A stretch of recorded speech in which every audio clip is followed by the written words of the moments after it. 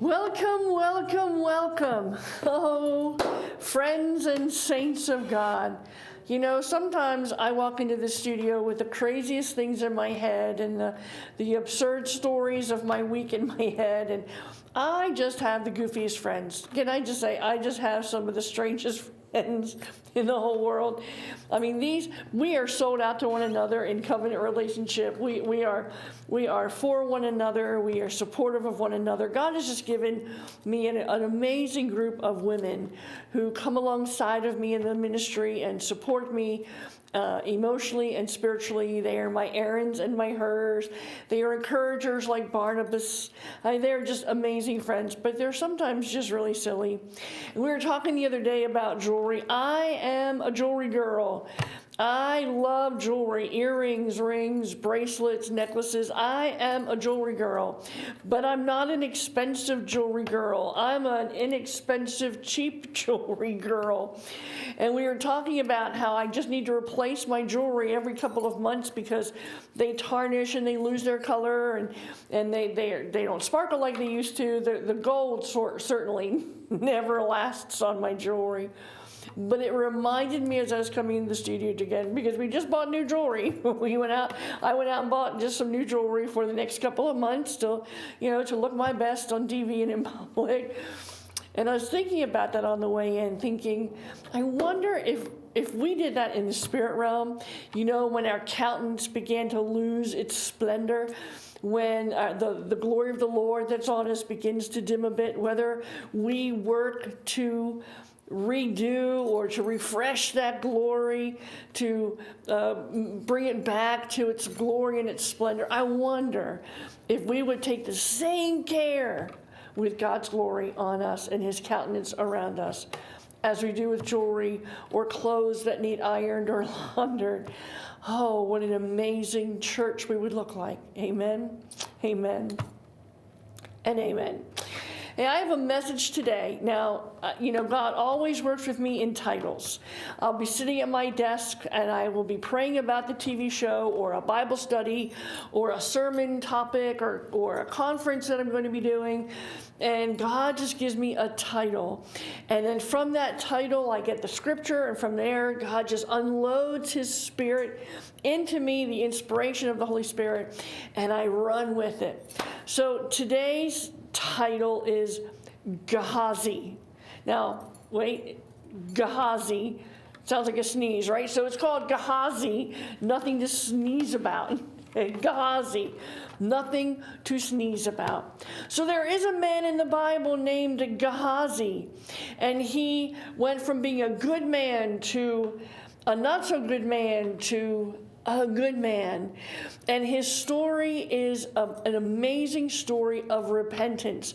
Now, nothing to sneeze at is a colloquialism that says it's not an insignificant something. That, having that $10 in the bank is nothing to sneeze at because it's not insignificant. It may even seem insignificant to some, but to others, it's not. And so this Gehazi story and what happened to him is nothing to sneeze about. So Gehazi is mentioned alongside of Elisha in the book of 2 Kings. He's mentioned in 3 different stories, one with the Shunammite woman, which we're not going to deal with today. 2, when the king restores to the Shunammite woman everything that had been stolen from her. We're not going to deal with that one. But we are going to deal with the 3rd story that Gehazi is mentioned in, and it's in relationship to a man named Naaman. And I just want this truth, because this speaks right to Jenny Pfister's heart. This speaks right to who I am in the very core of who I am in Jesus. And I believe it'll speak to your heart. So the story of Gehazi's downfall begins with the story of a leper named Naaman. Now the Bible says that Naaman was a mighty man, but he was a leper. There's like a little footnote, a little addendum that said he was a great man of valor. He did these great things, but he was a leper. And the story goes that Elisha, the prophet, comes along and through the power of God, delivers Naaman and heals Naaman of his leprosy. Overcome with joy, Naaman offers to give Elisha a blessing or a gift in return for the miracle that God wrought through Elisha. Well, Elisha, of course, says, listen, God's grace, his mercies, his miracles, they're free. They're free. Listen, if somebody on TV is telling you that you can buy a miracle, or that if you send $100 or $1,000, God will do something for you, don't listen to them, because God's graces and mercies are free. You don't need to send money unless you are sending it because the Lord told you to send it, not because you're trying to buy a miracle or buy a healing. God doesn't operate like that. And Elisha told Naaman, you don't owe me anything. Just go and live a good life. So Elisha starts off. And Gehazi, his servant, trusted servant, trots along with him. And then decides and says to Elisha, hey, Elisha, I left something back. We really don't know what he said, but I think he said something like, oh, I left something back at Naaman's house. I need to go back. I'll catch up with you later. So Elisha goes back to Naaman, and he says to Naaman, my master changed his mind, Elisha. There are 2 prophets coming to visit, and we want to bless them. We need some help taking care of them. So if you wouldn't mind giving us what you had promised Elisha about the healing for your leprosy, then give me that, and I'll take it to my master. And it was, here's the scripture, 2 Kings chapter 5, verse 22, so you can catch up with the story. 2 Kings 5:22. My master sent me to say, 2 young men from the company of the prophets have just come to me from the hill country of Ephraim. Please give them a talent of silver and 2 sets of clothing. Well, Naaman is just so completely pleased and glad to comply with this request. He was so happy to give something in gratitude for his healing. You see, that's the way it should work. You don't give something to get the healing, you give something in gratitude for the healing. That was just an aside and P.S. and by the way. In fact, he urged Gehazi to take twice as much silver as he asked for. So Gehazi goes back now, catches up with Elisha. They're already back to where they live. And Gehazi takes the 2 talents of silver and the 2 changes of clothes. And what does he do with them? He hides them. Okay, so he lied to his master. And then he hid because he knew he was wrong.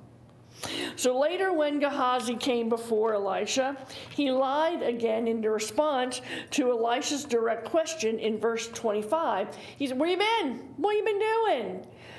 And Gehazi goes, oh, yeah, I was busy. I went back to Naaman. I picked up what I forgot. And, oh, gosh, time got away from us. We were just chatting, whatever the excuse. He lied again to Elisha.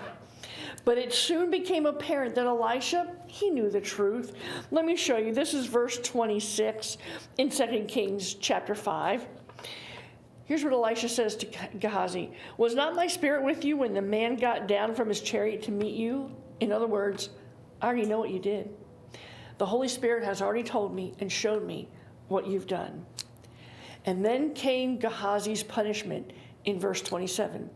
And what Elisha says is this: Naaman's leprosy will cling to you and to your descendants. This is your punishment. The leprosy that was delivered and healed from Naaman because you did this terrible thing, the leprosy is now on you and will cling to you and your descendants. Whoa, what a punishment. What a punishment. But see, that's what happens when you buy God's favor, when you taint the free gift of God, and when you lie, and when you steal, and when you have greed in your heart, because that's what happened. You see, Gehazi had witnessed miracles with Elisha. He had witnessed a undeniable display of God's power. I mean, he saw this, but all he could think about was the money.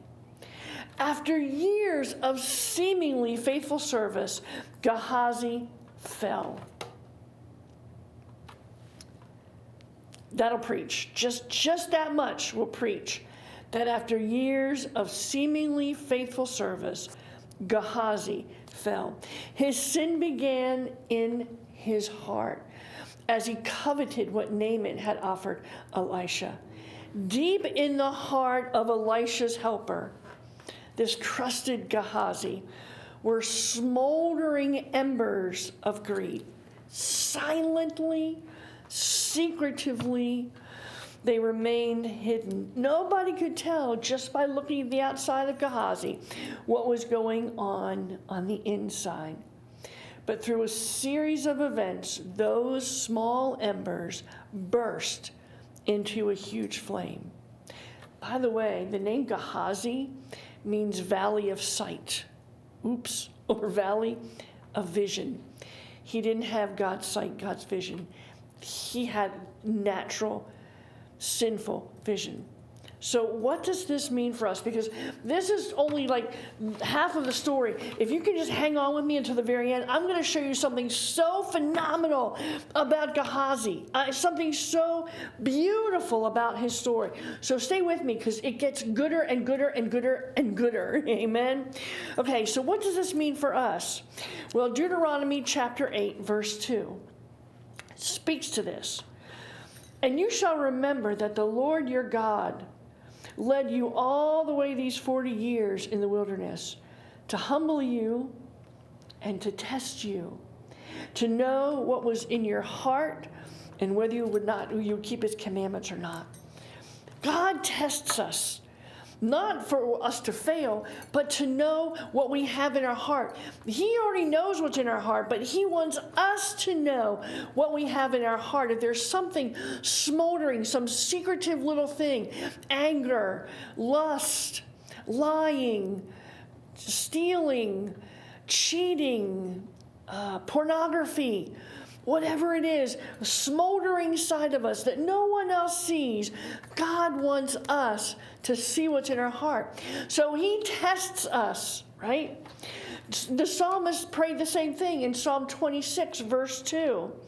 Examine me, Lord, and prove me. Try my mind and my heart. You see, the psalmist is asking, God, please, let me show me what's in there. Show me what I need to deal with, what I need to give to you to deal with for my sake. Solomon, the wisest man ever to live, wrote this in Proverbs 17, verse 3. The refining pot is for silver, and the furnace for gold, but the Lord tests the heart. He was testing the heart of Gehazi. And he was revealing to Gehazi this little ember of greed. But Gehazi didn't deal with it. He let the flame just burst forth, and it grew and it grew and it grew. He fanned the flames of his greed through the lying, through the deception. And there's a verse in Job that when I come across this verse, every time I read it, I don't understand how he can say this. It is one of those verses that boggles my mind. I mean, literally, I go, God, how can a man like Job say such a thing? It's an overwhelming profession and confession of Job. Here's what he said. This is Job chapter 23, verse 10. Hear this man. But he knows the way I take. And when he has tested me, I shall come forth as gold. Job, tested, more than reasonable men and women are tested. And he doesn't say if, he doesn't say this terrible God, or how could God do this to me, or look at my life, or I don't deserve this. What he said was, when God tests me, when he tests my heart, When he looks deep inside of me and he's brought me to this place that I'm reconciling the need for God in those places that I've hidden from everyone else. When God visits those places, Job says, and when he has tested me, I will come out as pure as gold.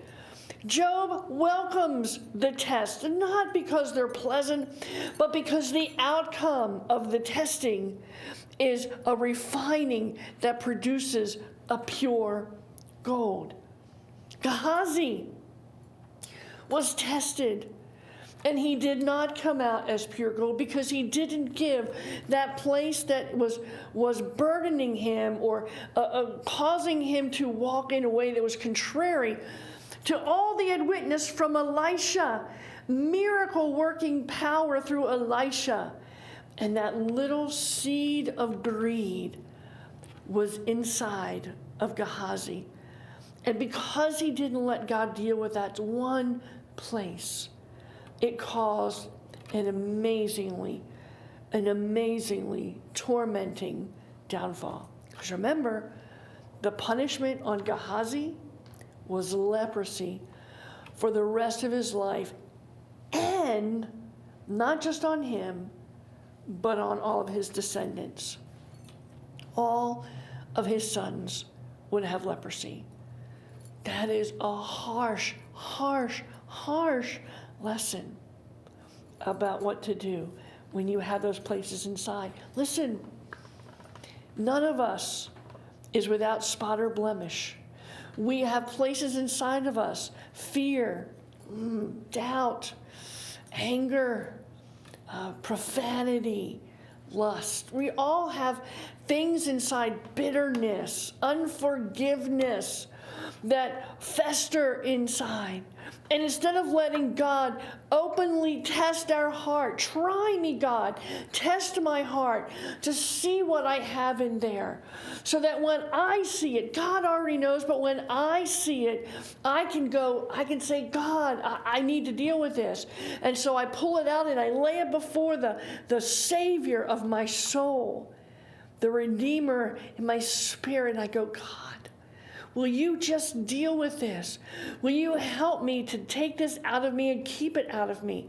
Will you cleanse me from the inside out? Will your promises, like the old has passed away and all things made new, will you just bring that alive inside of me? Will you pray like David, search me and try me? Oh, this is the joy of being in a relationship with a God who desires that you come out as pure gold. Now, the Bible doesn't say anything more about Gehazi and his leprosy after Elisha has cursed him and his family. But there's something called the Talmud. The Talmud is the central text of rabbinic Judaism. It is the primary source in Judaism for religious law, for theology, for history. It's in the Talmud. It's an extra biblical book. It's not our Bible, but it is their guide.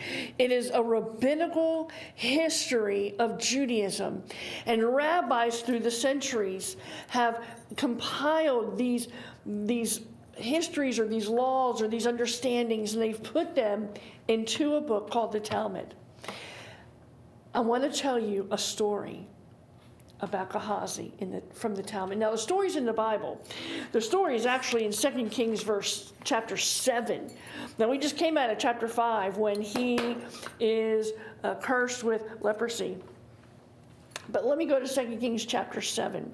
Now, the Lord had caused the army of the Syrians to come against Israel.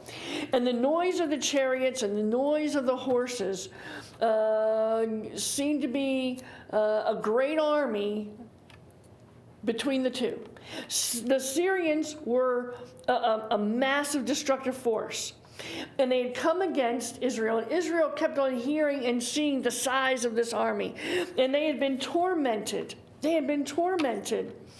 And they had been besieged for so long that they were running out of food. They were running out of water. They were running out of everything they needed to sustain life, right? And Israel was in a panic. They needed help from God, because just a few more weeks and there would have been utter destruction from famine and disease, hunger, thirst. But one night, there were 4 lepers standing outside the gate. And they look across at the Syrian army camp.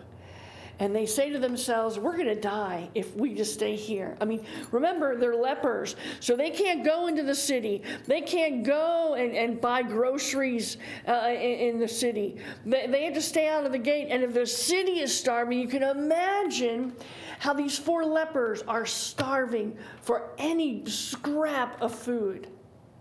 And here they stand outside the gate, and they're looking at the Syrian army camp, and there's food galore over there. There is plenty of food. And they say to themselves, we're going to die. One way or the other, we're going to die. So let's just throw ourselves on the mercy of the enemy. Let's go to the Syrian camp and see if we cannot beg for some crumbs of food. So they trot on over, because here's what happened. The Syrian army has heard sounds of horses and sounds of chariots, and the noise frightened them. They thought Israel had mounted an army and was coming against them. And they arose and they fled at twilight, keeping their camp completely intact. The Syrians have been thwarted by the Lord himself. Their tents, their horses, their donkeys, they left everything and fled for their lives.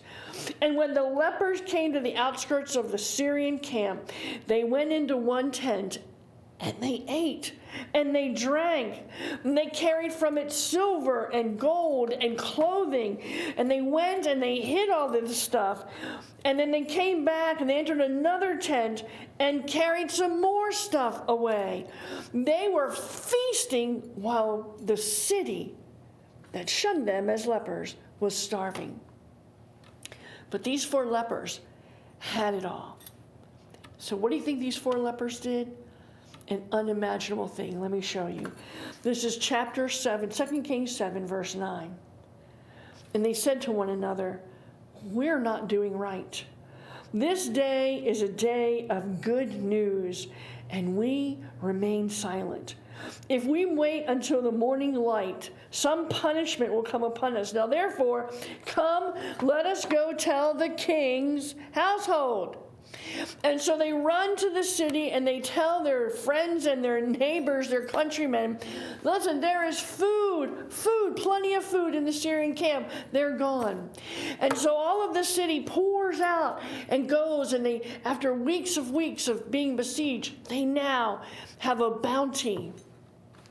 Now the Talmud, that book of rabbinic history and law, says that those 4 lepers were no other than Gehazi and 3 of his sons.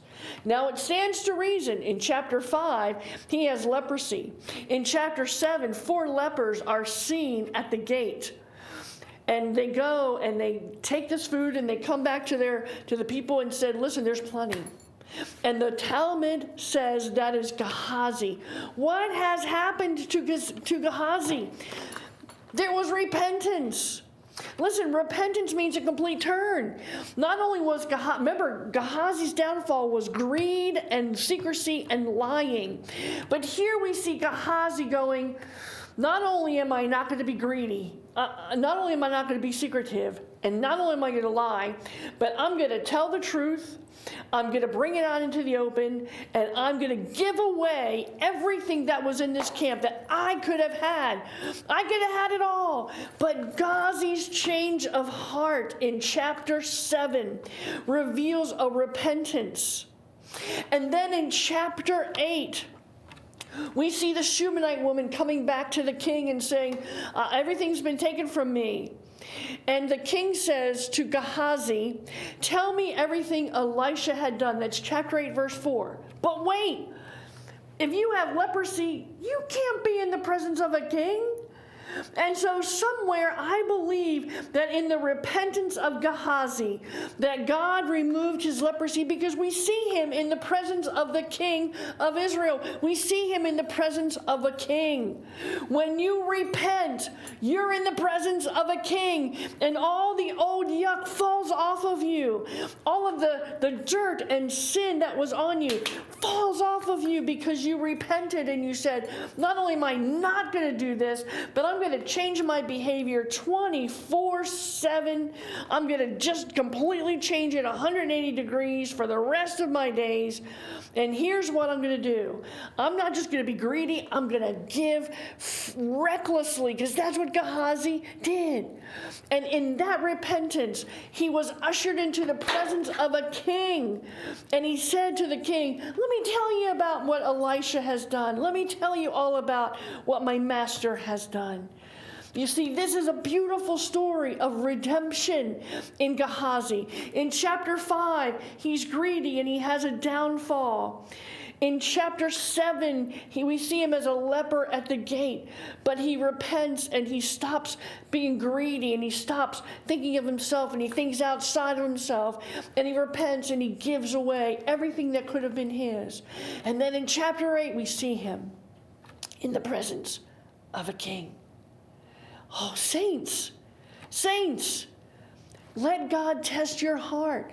Let him see if there is something inside of you that might fan to the flame of rebellion and disobedience and sin. He wants that out of you, because like Job, when we're tested, we come out as pure gold. And we want God to test our hearts. We want God to reveal so that we can repent and turn 180 degrees and be in the presence of a king, completely fresh, cleansed, totally. Amen. Oh, this is the great story of Gehazi. If you do not know the Jesus that I know, who can do all of that cleansing, will you let us introduce him to you, because he is painting this amazing picture of you and him, one brushstroke at a time. God bless you. Thank you for watching today's program, One Brushstroke at a Time. If you have been blessed by this study, would you share your story with us? We want to hear how God is moving in hearts all around the globe. If you have a question, would like more information, or would like to request prayer, please visit our website at brushstrokeministries.com or connect with us on Facebook at Brushstroke Ministries. You may also contact us at Brushstroke Ministries, P.O. Box 2353, Buchanan, West Virginia 26201. Join Jenny Pfister every week at this time to hear a fresh revelation as she paints a beautiful picture of His Word, one brushstroke at a time.